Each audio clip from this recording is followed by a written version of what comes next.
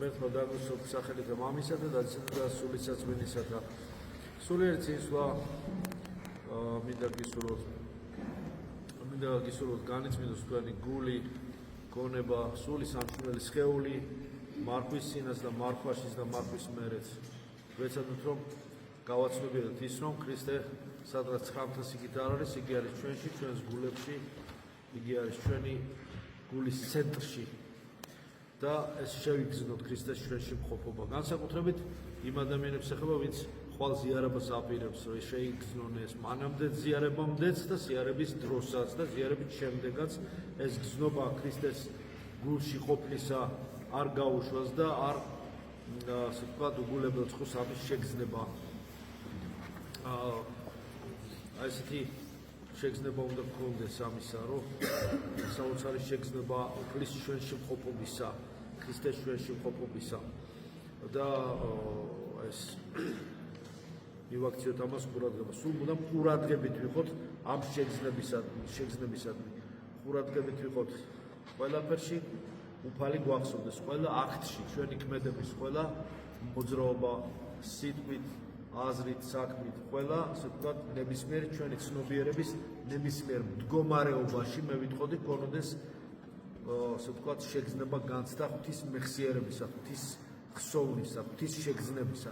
ყველა ქმედებაში ჩვენი აზრობრივი ოპერაციებისა, ეს იქნება მეტყველებითი აქტივობისა თუ საქმით რამის კეთებისა. აი სამივე სიბრტყეში, სამივე ქმედების ასპექტში გქონდეს ღვთის შეგრძნება, ღვთის ჩვენში მყოფობის და ღვთის ყოველგან მყოფობის შეგრძნება. ცოტა რთულია თავიდან, მაგრამ ნელ-ნელა ლოცვით ეს შესაძლებელი გადალახვადია და განსაკუთრებით მოკლე ლოცვებით, რომლებიც შეგვიძლია გულში ვატრიალოთ, განსაკუთრებით მარხვაში, მოძღვის კურთხევით, რა თქმა უნდა. ხა აღარ ვიტყვი რომელი ლოცვები ხო იცით.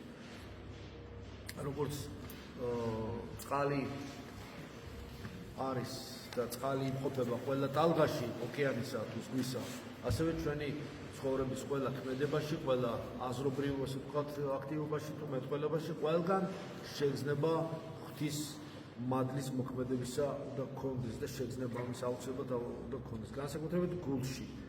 და განიწმინდება ჩვენი გონება და გული ამით. თანდათანობით განიწმინდება, როგორც სუფთა სარკე ესე ხდება, რომელიც ირეკლავს რეალობას, სუფთა ზღვის პირი, სუფთა წყლის პირი, ტბის პირი თუ რა ვიცი რა დავარქვა, რომელი რეზერვუარი ავიღოთ, წყლისა, რომელიც აუმბრეველია, ქარით აუმბრეველია, შეუშფოთებელია ტალღებით და მასში, როგორც სარკისავით ირეკლება და გაუმრუდებლად ირეკლება ზეცა, ვარსკვლავები თუ დღე არის ზე, ღამეა ვარსკვლავები და მთვარე არის მთვარეც და ასე შემდეგ, ყველაფერი ხეები თუ ღრუბლები თუ ასე შემდეგ, ირეკლება ყველაფერი, ღვთის კნილება და გაუმრუდებლად აღიქმება და ადამიანი სამყაროს ხედავს ისე როგორც ის არის. ყველაფერი თითქოს იგივეა, მაგრამ რაღაც სხვანაირია. იმიტომ რომ მადლით აღჭურვილი ოპტიკით, მადლით აღჭურვილი მზერა, მადლის რაკურსით შეხედვა, მოსილი რაკურსით შეხედვა რეალობისა სულ სხვა ასე ვთქვათ მდგომარეობაში გადაყოფს ადამიანის მზერა, სულ სხვანაირად ხედავს ყველაფერს. გაღვიძებულია მისი მზერა. მადლი აღვიძებს. ხო? აღვიძებს. გვიძარე იყვენით, ხო ამ სუფალს გვიძარე იყვენით. და ილოცებით. და ეს ლოცვა და მარხვა აღვიძებს ადამიანის გონებას. განსაკუთრებული გვიძარების ხარისხს ანიჭებს მას დღისითაც და ღამეთაც. ღვიძლშიც და პარადოქსია რომ ძილშიც. აი წარმოიდგინეთ. ძილშიც სულიერ მღვიძარებას აძლევს, ანუ გაცნობიერების შესაძლებლობას, ანუ ცნობიერ ძილს აძლევს უკვე მაღალ ეტაპებზე.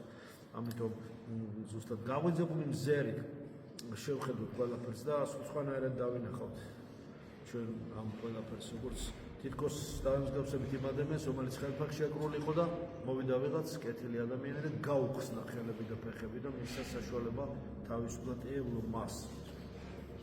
აი ესეთი გადადის ესე ღვთის მადლით ადამიანში შედის, გადადის ღვთის მადლი ადამიანზე, არ ვიცი როგორ, ყველა თვითონ იცის ეს შეგრძნება, როგორ გადმოდის ღვთის მადლი, შემოდის გულში და გონებაში, ორგანიზმში შემოდის მადლი ღვთისა, განსაკუთრებით ზიარების დროს. და ეს გადმოდის განსაკუთრებული სახით გადმოეცემა ზეციდან მოდის და შემოდის, ხო, ხილულად, როცა ადამიანი ღმერთის ნაწილს იღებს, ღვთისისა და ხორცს, მაშინ შემოდის ეს მადლი ღვთისა და გადმოეცემა მას საოცარი ძალა და საყრდენს აძლევს. არაფერი აღარ ჭირდება სხვა დამხმარე საშუალებები. საყრდენს აძლევს. მეტნაკლებად მომზადებული და ღირსი ვინა ვართ, მაგრამ მეტნაკლებად გულწრფელად სურველს ზიარებისა აძლევს საოცარ საყრდენს უმაგრებს და გონებას ამტკიცებს და ცვლის მას გონებისა და გულის მდგომარეობას უცხოდ ცვლის, რაღაცა სხვანაირს აძლევს მას. და სხვანაირი სახით, სხვანაირი აზრით, სხვანაირი ასე ვთქვით, სხვანაირი ოპტიკით უყურებს ყველაფერს.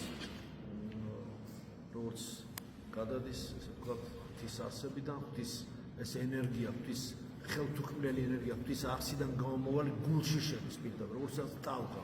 ამ სითბოს გრძნობს ადამიანი. შეუძლებელია ეს არ იგრძნო. სითბოს განცდაც არის, რაღაცა სხვა განცდებიც არის, რომლებიც ინდივიდუალურად არ ყველა ადამიანს გააჩნია. და უფალი ყოველგან არის, ყოველსავე აღავსებს ისედაც. უბრალოდ ჩვენ უნდა ვიყოთ მაქსიმალურად ღმერთში, მთელი პლერობით. ჩვენ უნდა ვიყოთ. ყოველივეშია. ყველგან არის უფალი. ყოველივე ყველაფერშია. ყველაფერი ერთშია, ერთი ყველაფერშია. ყველაფერი გაჟღენთილია ღვთის მადლით, ღვთის მადლი გარდამოდის ყველგან. არ არის ადგილი, სადაც ღმერთი არ იყოს. ესეც საოცრებაა. ამის შეგრძნება ადვილი არ არის, მაგრამ მორწმუნისთვის ძალიან ადვილად შესაძლებელია თუ კი ილოცავს და იქნება ღმერთთან. და მინდა ეს გისურვოთ, რომ გზახსნილი ქონოდეთ ღვთის საიდუმლო საცხოვრებლად. როცა სწორად შევხედავთ, როცა ყველაფერს მართლმადიდებლური გზით დავინახავთ, ჩვენ უკვე აუქვთ ჩვენ თავს არა როგორც რაღაც მხოლოდ ფიზიკურ არსებობას, სხეულებრივ არსებობას. მარტო სხეული ხო არა ვართ ჩვენ. სულიც ვართ და სამშვენელი. პირველ რიგში სული ვართ, მერე სამშვენელი ვართ, მერე სხეული ვართ ბოლოს. ცა ყველაფერი ერთად ვართ სამი, რიცხვის სამი, აქაც მისტიკურად ჩადებულია. რა თქმა უნდა, ყველა სხეული თავისას ითხოვს. ხო, სხეული თავისას ითხოვს. ზოგჯერ აპროტესტებს სხეული სულის მოთხოვნილებებს. სული თავისას ბრძანებს და ითხოვს და იმას უნდა დაემორჩილოს სულის მოთხოვნებს სამშვენელი და სხეული. და არა სხეულს დაემორჩილოს სამშვენელი და სული. ემოციული ჩვენი მხარე სხვა სიტყვის ემოციონალური მხარე. ესეც კონტროლირებადი უნდა იყოს, რომ არაკონტროლირებული ემოციები ძალიან ცუდ ფსიქიკურ მდგომარეობამდე მიიყვანს ადამიანს.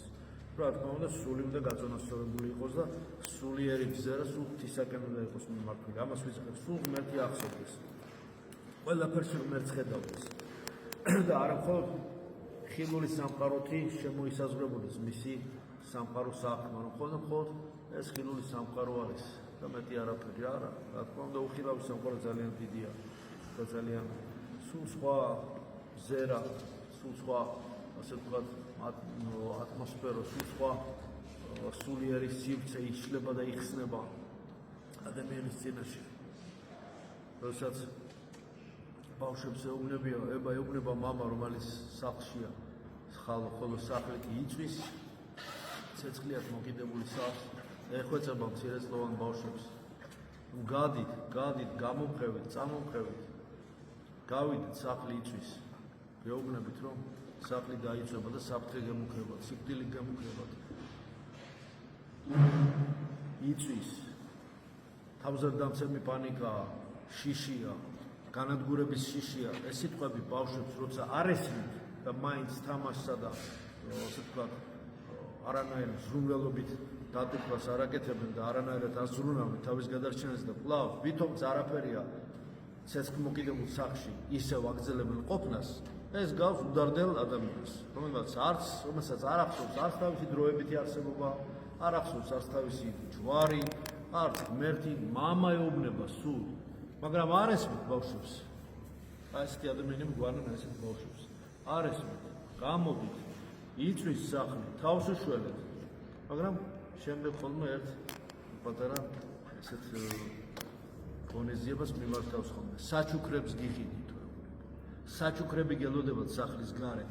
გამოდით, საჩუქრები ესმით, სიტყვა საჩუქრები. გელოდებათ კარგი რაღაცები, თქვენ რომ გადაერევით, არ რომ მოგწონთ და რომ ღამე რომ გესწრებათ და რომ გინდათ ის ლამაზი სათამაშოები იქნება, ყველას თავის საჩუქარი უყვარს, თავის სათამაშო უყვარს. დიდიც ბავშვია და პატარას ბავშვია. დიდიც სათამაშოს ითხოვს თავისეულს და ბავშვის პატარა სათამაშოს ითხოვს. დიდად ადამიანის ბუნება არ იცვლება. ისევ ის სათამაშო უნდა, სხვა ფორმით მერე რო იზრდება. განსხვავება არ აქვს. ადამიანს აქვს არის ჩადებული, ადამიანის ბავშვი არ ჩადებული.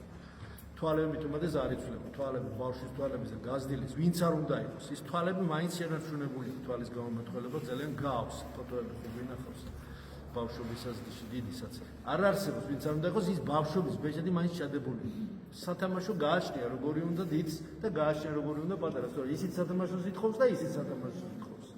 თავისი პროპორციული ცნობიერება. გააჩნია ბავშვს, რა თქმა უნდა. ეუბნება გამოდით. რო არ გამოდიან, სათამაშოს გიყიდით, სათამაშოს გვირდებით, სათამაშო გელოდათ გარეთ და ამას რო გაიგებენ, გარბიან გარეთ სახლიდან და ნაშველი აქვს და გადარჩენილები არის. ასე ვარ ჩვენც. მერტი გვირდება და მერტი გვისურვებს.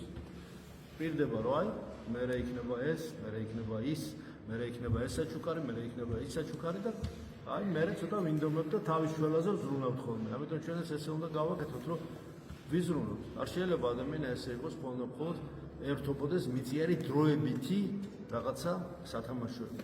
მარადიუზე უნდა ეფიქროს, მარადიუზე და აი ამ მარადიუზე ფიქრის უკეთესი შანსი რა გვინდა, როცა დიდი მარხვა მოხდეს, გვაძლევს ამას, ამის შანსი ვიფიქროთ ამას. და მინდა რომ ეს გისურვოთ, როდესაც ადამიანს ეკითხებიან, ხელები აქვს შეკრული და ფეხები აქვს შეკრული და პირში ჩვარი აქვს ჩადებული, ეკითხებიან, მომიხევი აბა ქრისტიანობის თავარი პრინციპები და მომიყევი რაში არის თავარი სიყვარულის არსი, შენი სარწმუნოების არსი, რა სიტყვის პირში თუ ჩვარი აქვს და პირი აქვს აკრული, ფეხები და ხელები შეკრული აქვს, რისი გამკეთებელია? ჯერ უნდა გაიხსნას ფეხები, ჯერ უნდა გაიხსნას ხელები, პირიდან უნდა მოიხსნას მეტყველების დამაბყოლებელი ბლოკირების ინსტრუმენტები და შემდეგ რაღაცა სიტყვის. თუ შეძლებს და იტყვის, შეძლებს, სულ უნდა მოათქმევინო და იტყვის. რაღაცას გეტყვის, თუ კი აქვს რეზერვი, განათლება თუ აქვს და ასე შემდეგ. თუ ამ აგზელებს ისე უდარდელ ცხოვრებას და კვლავ შეურაცხყოფი მიაყენა და სხვას გადააბრალა ყველაფერი და არასაკუთარ თავს. იმიტომ რომ დასჯის გამო, წოდების გამოა ეს ყველაფერი, ხომ ასე ანალოგია რომ გავაკეთოთ ესეთ მდგომარეობაში, რაღაც წოდების გამო ხდება, როდესაც ადამიანი საიყვანო რადოს მithქვეს მაგალითად სადღაც უცხო ადგილას დასვამენ, სანამ ის დაბრუნდება, ეს დისტანცირება ღვთისაგან ესეც წოდებისგან არის, ეს ხელფეხში შეკვრაც წოდებისგან არის. ის გემი რო იძირება თუ სახლი რო იწვება თუ ის არის რო ადამიანს გარჭობილი და იმაზე კი არ ფიქრობს, ამოიღოს და იმკურნალოს, არამედ ცდილობს რომ ის იკვლიოს, რომელი ხისგან იყოს, ის არის გაკეთებული და რომელი ლითონისგან იყო იმის თავი გაკეთებული და ვინ დარგო ის ხედა, რომელ ტერიტორიაზე იზრდება და რა მოსავალი მოდიოდა და ასე შემდეგ, ბიზოშვილ მამიდაშვილი ვინ იყო, ვინც დარგო ეს ხე, იმას კი არ იფიქრებს. სასწრაფოდ უნდა ამოიღოს და უნდა განიწმინდოს შრელობა და გამოვიდეს ამ მდგომარეობიდან. აი ეს არის მარხვა და ლოცვა, ინსტრუმენტია. დამხმარე საშუალებაა. ხელით ხო ვერ გადაწევ ნახშირს, ხო ვერ გააღვივებ ხელით. უნდა გადაწიო ის ხე, ის ჯოხი არის მარხვა. რომელთაც ამ ვაღვივ, გავქეკავთ ამ მადლის ასე ვთქვათ, ამ გაღვივებულ, გახურებულ ნახშირებს, სულ შევუბერავთ, ხო? სულის წმინდა გარდამოვა ჩვენზე, მადლი გარდამოვა და გააღვივებს ამ, სულ გამოჩიჩხნებს. ესეც დიდი ანალოგიებია, შეიძლება ზღაპრებში იყო ამის ანალოგიები, წინა ანალოგიებიც, ბუხარში, ესეც თავისებური სიმბოლოებია, დიდი თემებია ხა ეს მოკლედ. აი, მინდა რომ ესე გისურვოთ, რომ სულ უნდა ვეფიქროთ ამ სულიერ განთავისუფლებაზე, სულიერ განთავისუფლებაზე ჭეშმარიტება შეიცან და ჭეშმარიტება განთავისუფლებს შენ. ზუსტად ამ ხელფეხს გაგიხსნის, იმ ბორტლებს გაგიხსნის და სათამაშოები ბევრი იქნება მერე. სათამაშოები ბევრი იქნება იმ გაგებით, სიმბოლური გაგებით, რომ ასე იგი ის შედაც გინდა მოგეცემა ის, რაც შენ ქსიამოვნებს, მოგეცემა. ერთი მახსოვს. რამდენი ბავშვები მოიყვანე ოზიარებაზე, და მოიყვანე მეთქე პატარები თუ არის მოიყვანე. თუ გინდა უჭმელი იქნება, არა უშავს ხა ბავშვი. და ორი გაუპარსავი კაცი მომიყვანა დედა. ბავშვები და ამაზე ვიძახი. ესა პატარა ესა ბავშვები მე ვფიქრობ, არ იქნება ალბათ პატარა ბავშვები და არა უშავს მე ბავშვებს მოიყვანა დილასო მესოეზიარებდა და პატარა ბავშვები ხო და მოვიყვანე ბავშვებსო და კაი მეთხარ ხო მოიყვანე არა უშავს თუ გინდა გვიან ადრეა ჭამე ან დაუშვათ იყოს კაი ნაჯამი ხა პირველად ვაზიარებ არა უშავს ეს ეკონომიის მიზნით მომიყვანა ორი გაუპარსავი კაცი აღარი ბიჭო მეთხარი კარგია ბავშვები ძალიან კარგი ბავშვები ყოლია მოდი ახლა ესენი ცოტა მარხვა დავაცვევინოთ დოცებიც ავაკითხინოთ და მე ვაზიაროთ მეთქი ესე გაუხარდა მე ვაზიარე ეს ბავშვების მახსოვს ეხლა ასე რომ ლოცავ ყველას და ასე შემდეგ სხვა ისტორიები კიდე ვიცი რომ მქონია ესეთი რომ ბევრი შემთხვევები რომ ბავშვი ვერ მოყავსო და ასე რამდენი წლის არის ბავშვი 45-ისო. ხო და მე ვთქვი ბავშვმა თვითონ გააჩვენა მოყვენა კიდე თორა შენო გააცანი შენი სქემიო აკურად შენო გლევშიო მრავალნაირ მაგისტრები ყავსო ლამაზები ასე შემდეგ და მე ვთქვი კი ბატონო ბავშვი მოდი თვითონ იაქტიუროს ილოცოს ითხოვოს და მიეცემა გაიცნოს ასე შემდეგ მე სად მაქვს მაგის ისა მაგრამ რა თქმა უნდა ისე შობლისთვის ყოველთვის ბავშვია ადამიანი და უფლისათვის ხო სულთად ბავშვია და ბავშვს მიემსგავსეთ თუ ისედაც სამს ეს დიდი სიმბოლოა ძალიან და უფალის თვითონ ბავშვური ხასიათი ხარ როგორ უნდა ანთროპომორფული შედარება მაგრამ უფალსაც არის ეს ბავშვი ხო როგორც ღრმა ესე ხო გამოისახება ღრმა როგორც ღრმა შობელი ცოტა ბავშვილი თქო მოდის აი საოცარია და მაშინაც ეს ბავშვი აი ეს ბავშვობა უფლის ბავშვობა უნდა ვძებეძებოთ ჩვენში აი ეს უნდა ამას უნდა მივბაძოთ ამ უბოროტობას, უცოდველობას, უნებელობას, სიყვარულს და ასე შემდეგ რამდენი რაღაც სიღრმეები იმალება და აპოკრიფული სახარებას მახსენდებს ხო ქრისტეს ბავშვობის სახარებას არ არის ხა კანონიკური მაგრამ მაინც ისიც კაია რომ წავიკითხოთ აპოკრიფული სახარება ქრისტეს ბავშვობის სახარება საოცარი ისენია მაგალითები იქაც მაგრამ აპოკრიფულია მაგრამ რა ვიცი შეიძლება მაინც ადამიანმა ქრისტეს ბავშვობის სახარება არის ესეთი მარიამის სახარებაც არის მოკლედ გლოცავთ ახლა მეთქო დაგუსოთ ჯას მეკრონდეთ და იყანეთ თვითარცა ვიყოთ თვითარცა ბავშვი და მივემსგავსოთ ბავშვს და აი უფლის აი იდეალს ბავშვის ხო და ბოროტი რო არ იქნები ბოლმა არ იქნები შურიანი არ იქნები ამეხსერიებიანი არ იქნები კეთილი იქნები ადვილად წამოდგომადი იქნები ადვილად პატიებადი ადვილად შერიგებადი და უბოროტო იქნები რატომ არ უნდა იყოს ეხლა ვეცადოთ ბავშვებში ცალობა უკვე სათნოება მადლობის ჩვენს იესო ქრისტეს იყოს თქვენ ყოველთა თანა ამინ თქვენთან ერთად მამო